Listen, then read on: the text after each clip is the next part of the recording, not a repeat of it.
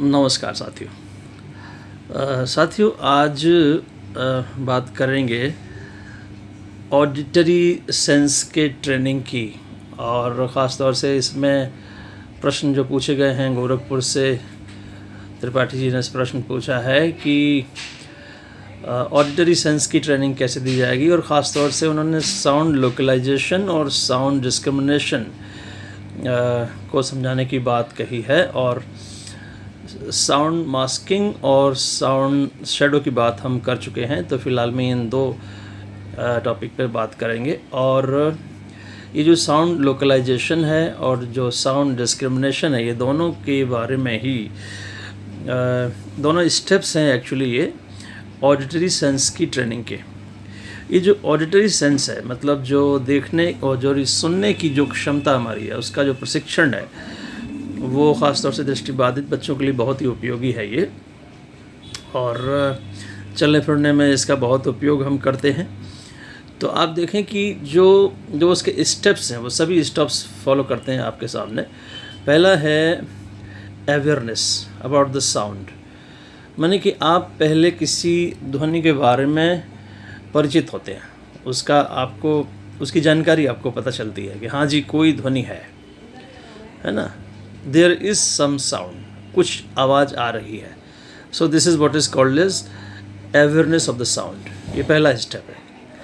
उसके बाद आइडेंटिफिकेशन में हम उस ध्वनि की पहचान करते हैं कि ये जो ध्वनि है, ये किसकी ध्वनि है।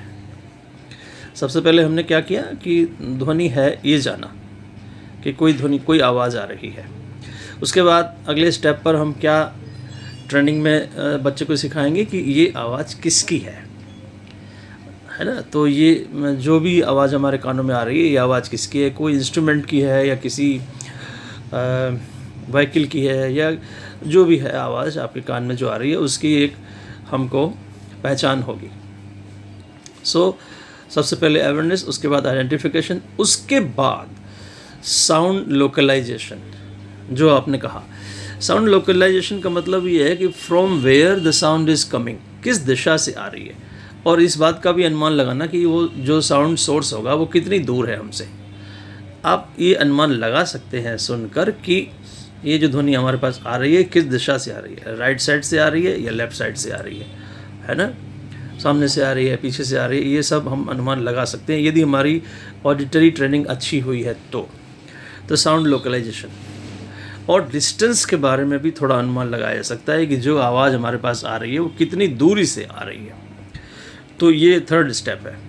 और फाइनल जो हमारा स्टेप है, दैट इज़ साउंड।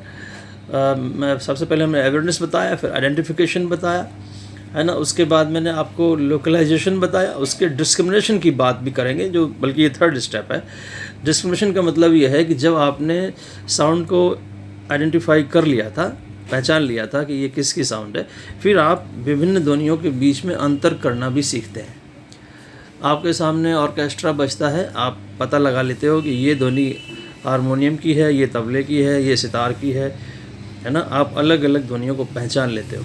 तो आप साउंड को लेके जो आपकी ट्रेनिंग है, उस पे 4 मुख्य स्टेप्स हैं।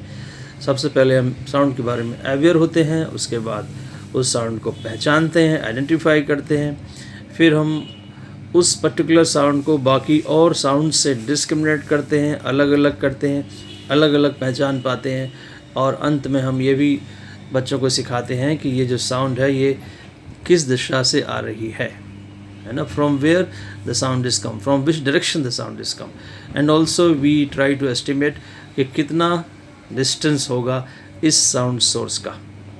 तो बहुत सी बातें हैं। आप देखें, आप ये थोड़ी और इसमें हम बात करेंगे। तो जैसे मान लीजिए कोई साउंड दूर से चलकर आपके पास आ रही है ना, तो उसकी इंटेंसिटी जो है साउंड की, जो वो बढ़ती हुई प्रतीत होगी, है ना। कोई बस दूर से आपके पास आती है तो वो आपको उसकी आवाज़ बढ़ती हुई नज़र आएगी, सुनने में आएगी।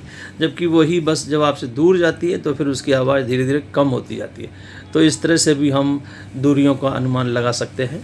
तो इस तमाम स्टेप्स के माध्यम से हम बच्चों को, सभी बच्चों को, और ख़ास तौर से दृष्टिबाधित बच्चों के सुनने की क्षमता का प्रशिक्षण कराते हैं और ये प्रशिक्षण उनकी मोबिलिटी में भी बहुत ज़्यादा प्रयोग होता है।